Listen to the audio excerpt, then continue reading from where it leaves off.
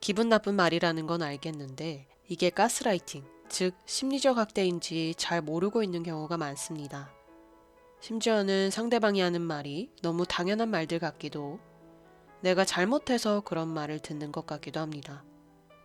심리적 학대는 다른 학대에 비해 잘 보이지 않습니다. 모르고 당하는 경우가 많죠. 가스라이팅을 당하면 창피하다, 부끄럽다, 비교된다, 작아진다고 느끼게 됩니다. 모두 수치심과 관련된 단어들이 그동안 내가 너한테 얼마나 잘해줬는데 너도 나한테 조금은 고마워해야 하는 거 아니야? 너는 그럴 권리가 없어. 다른 사람들이 도대체 너를 어떻게 생각하겠어? 나라면 네가 저지른 그런 일은 절대로 못했을 거야. 그 일에 대해서 화낼 필요가 없어. 네가 그런 말을 했다니 믿기지가 않아. 너 정말 아직도 그런 기분이 들어? 이해가 안 가. 나는 한 번도 그런 기분을 느껴본 적이 없거든. 너 이만큼도 감당 못하는 거야? 진짜로? 네가 그런 사람인 줄 몰랐어. 나의 수치심에게 라는 책에 나오는 수치심을 유발하는 말들입니다. 수치심을 유발하는 환경도 알아보겠습니다. 책에서 나온 예시로는 지저분한 옷. 좋은 일이 있는데 상대방을 생각해서 흐뭇한 기분을 감춰야 할 때. 낮잠을 자다가 들킬 때와 같이 감추고 싶은 욕구가 있는 경우. 실직과 같이 무시당할 것 같다는 생각에 빠지는 경우. 이상적인 모습과 현실이 거리가 멀 때. 부당하게 대우받고 굴욕감을 느끼는 경우. 바지 지퍼를 안 올리고 다니다가 그것을 알게 된 경우 사람들이 봤을까? 한순간 얼굴이 붉어진 경험을 해보셨을 겁니다. 이혼 문제로 며칠째 제대로 잠도 못 잔 상태였지만 출근은 해야만 했어요. 무슨 일이든 다 잘해내는 사람처럼 보이려고 최선을 다했죠. 하지만 애써 웃음을 지어보려 해도 자꾸만 표정이 굳어졌어요. 마음속으로는 정반대의 기분이 들었죠. 비참한 기분이었지만 그런 내색을 하지 않으려고 필사적으로 노력했어요. 이 여성은 자신의 감정은 직장에 어울리지 않으니 꽁꽁 숨겨야 한다는 생각을 하고 있는 것 같습니다. 여러분은 어떤 상황에서 수치심을 느끼시나요? 리스트를 작성해 보면 모호하게 기분 나쁜데 알고 보니 수치심이었던 상황을 알고 대비할 수 있을 것 같습니다. 책에 따르면 수치심을 느끼게 되는 경우 가짜 나를 만들어낸다고 합니다.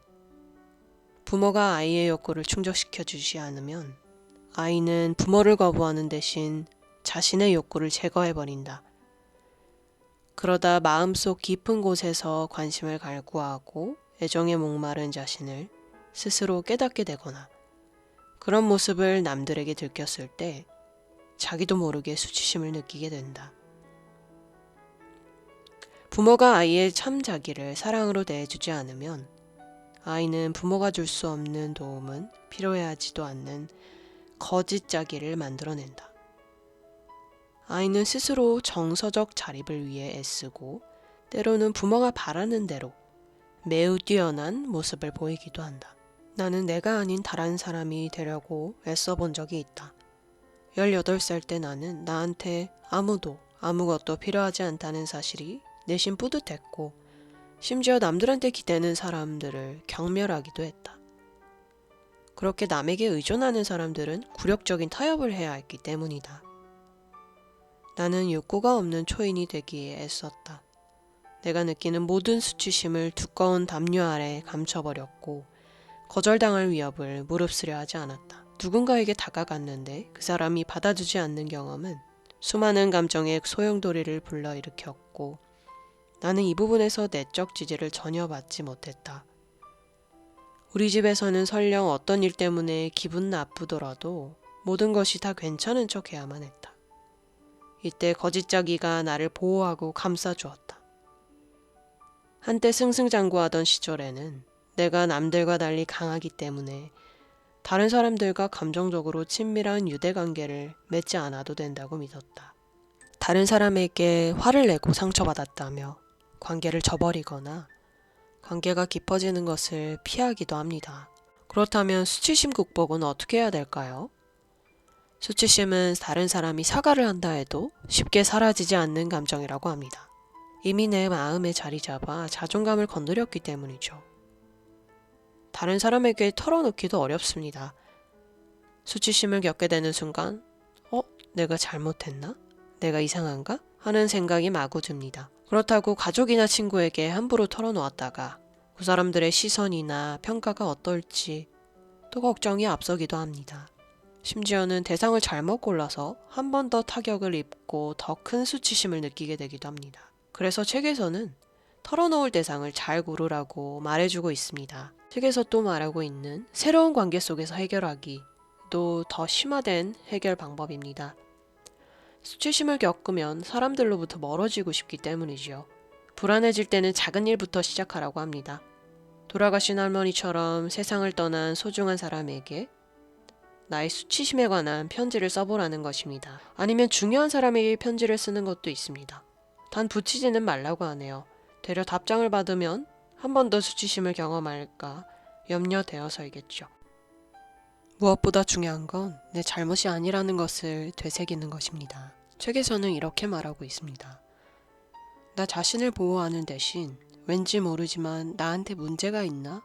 하는 생각에 또 빠지게 되는 것이다.